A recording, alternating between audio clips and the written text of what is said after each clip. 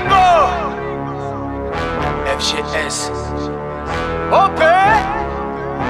Yo, salut mes humains, c'est OP, j'espère que vous allez bien et bienvenue sur ma chaîne YouTube. On est vendredi, ce soir c'est le week-end pour certains d'entre vous, donc je vous souhaite d'ores et déjà un très bon week-end.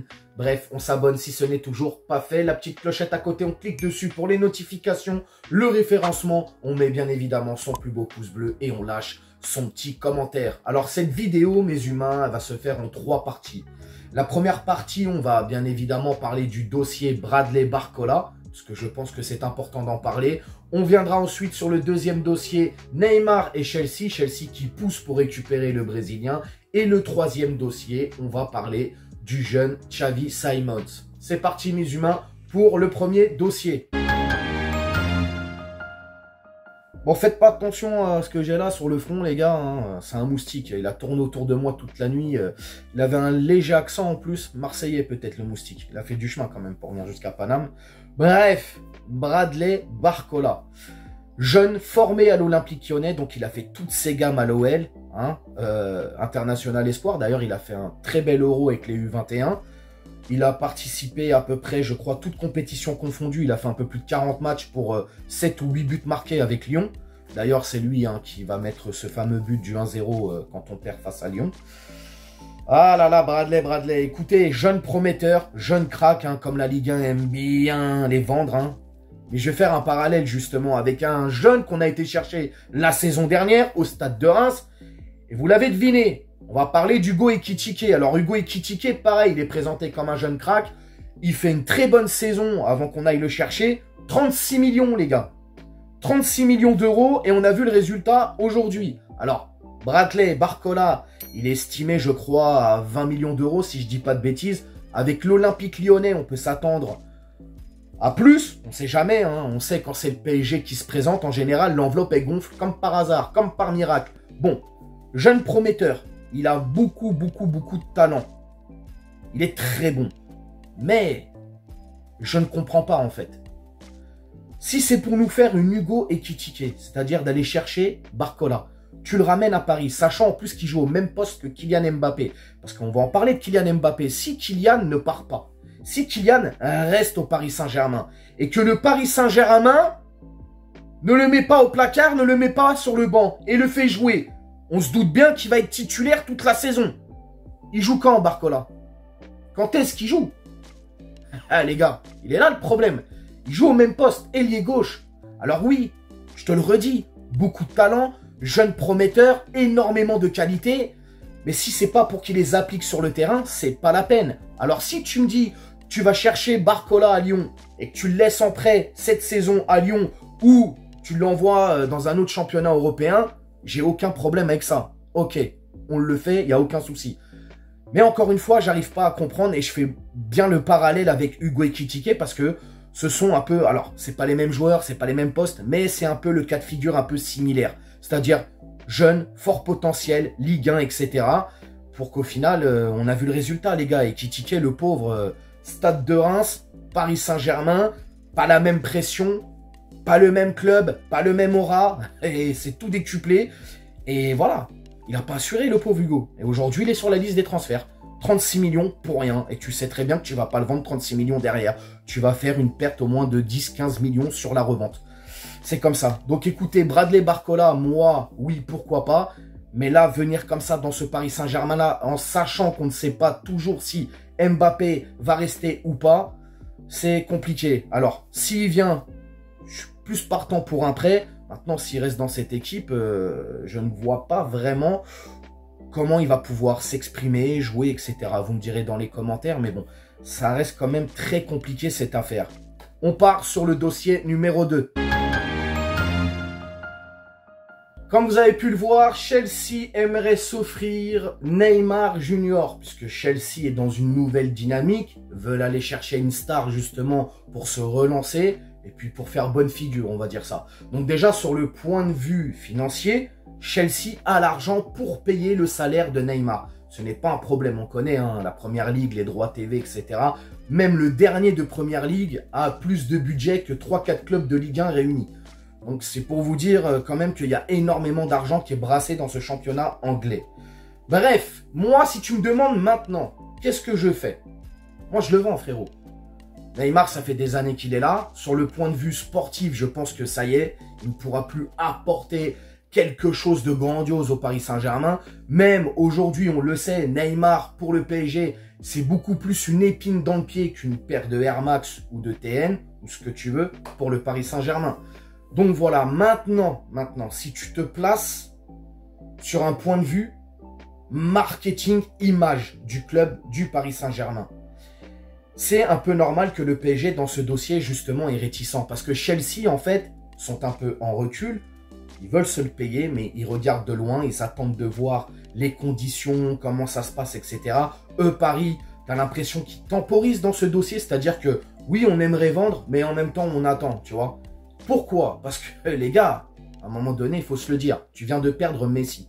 Donc déjà, point de vue partenaire, point de vue financier, etc., ça fait un manque à gagner. T'as aussi Mbappé. Mbappé, le fait qu'on ne sait pas s'il reste ou il part par rapport à certains partenaires ou des marques ou ce que tu veux, bah il y a de la réticence aussi, c'est normal. Oui, mais regardez, on veut bien faire du business avec vous, mais nous, on veut mettre Mbappé en avant, mais Mbappé, on ne sait pas s'il reste, etc. Et là, tu laisses partir aussi Neymar. Donc ça veut dire sur un mercato, potentiellement, tu fais partir tes 3 stars. 3 stars qui t'ont ramené énormément d'argent sur le point de vue marketing business. Donc, je me mets à la place du PSG et je peux comprendre justement que on va attendre ce qui va se passer avec Mbappé et au cas où Mbappé finalement ne part pas, peut-être que ça pourra faciliter le départ de Neymar. Parce qu'il est là le problème. Le problème, c'est que Mbappé, là-dedans, dans tout ça, complique énormément de choses, les gars. Faut le dire, c'est pas un gros mot, faut le dire. Donc, en tout cas, Chelsea s'intéresse bien à Neymar. Neymar, je pense que si tu lui parles en privé, que tu lui demandes... Alors, lui, il dit qu'il veut rester à Paris. Hein. Bon, il y avait aussi cette fameuse tendance qui disait, oui, Luis Enrique est là, il va relancer une dynamique, il va relancer Neymar. Paraît-il que les deux se sont croisés, c'était pas non plus les retrouvailles exceptionnelles, extraordinaires. Genre, on se prend dans les bras, on se fait des bisous. Donc voilà, c'est un coach avec un joueur et sans plus. Bref, en tout cas, Neymar, je pense qu'il a fait son temps au Paris Saint-Germain. Et si vraiment l'opportunité vient sur la table du PSG avec une belle offre pour un transfert, faut le vendre, tout simplement. Je sais pas ce que vous en pensez, vous me direz dans les commentaires, mais voilà. À mon avis, le PSG, je vous la montre. Et surtout, attends de voir le dossier Mbappé, puisque, comme je viens de vous le dire, Mbappé, malheureusement, malheureusement, oui, c'est ça, c'est le mot, bloque énormément de choses. On y va pour le 3e dossier, mes humains. Nous allons bien évidemment parler du cas Xavi Simons, hein, petit Titi, petite pépite très appréciée des supporters parisiens. Et il est là le problème, c'est qu'on a tendance à penser comme des supporters, ce qui est plutôt normal. Mais là, pour ce cas-là, pour ce petit passage sur Xavi Simons, je vais vous demander de faire un petit effort et d'être à la place du joueur, de se mettre à sa place. Je vais vous expliquer les choses et j'espère que vous allez comprendre où je vais en venir. Xavi Simons, quand il est à Paris, c'est plein de promesses qui n'ont pas été tenues. Donc finalement, on trouve un accord avec le PSV. À la base, c'était un prêt. Finalement, c'est un transfert définitif. Il va là-bas. Là-bas, il devient, au fil du temps, une pièce maîtresse de son nouveau coach, Ruud van Nistelrooy. Il joue, il marque des buts incroyables. Il gagne la Super Coupe des Pays-Bas. Il gagne la Coupe des Pays-Bas. C'est 44 matchs, toutes compétitions confondues, pour 22 buts, toutes compétitions confondues. C'est quand même incroyable. Il a pris une telle ampleur au PSV que ça lui a ouvert aussi les portes de la sélection hollandaise, les Oranje. Bon, on est d'accord. Le Paris Saint-Germain fait le forcing, veut le récupérer. Le PSG sur une nouvelle dynamique, un nouveau coach, des nouveaux joueurs. J'ai tendance à croire, et je l'espère, que là, ils vont quand même maintenant mettre un projet sportif solide au cœur de ce club. Le PSG, club qui... On aime, on le kiffe ce club, tu vois ce que je veux dire? Donc on a envie qu'il y a le football au cœur de tout ça. Toi, tu vas aller chercher Xavi Simons. Pourquoi faire? Pour jouer quand? Quelle garantie tu lui donnes? Le jeune, il a tout explosé en Eurodivisie. Il est sur le toit du monde, dans le championnat là-bas. D'ailleurs, ils lui ont donné le numéro 10 pour la saison prochaine. Donc, ils lui font confiance. Il y a eu un rendez-vous aussi avec Paris, qui n'a rien donné. Les représentants de Xavi Simons ne veulent rien entendre.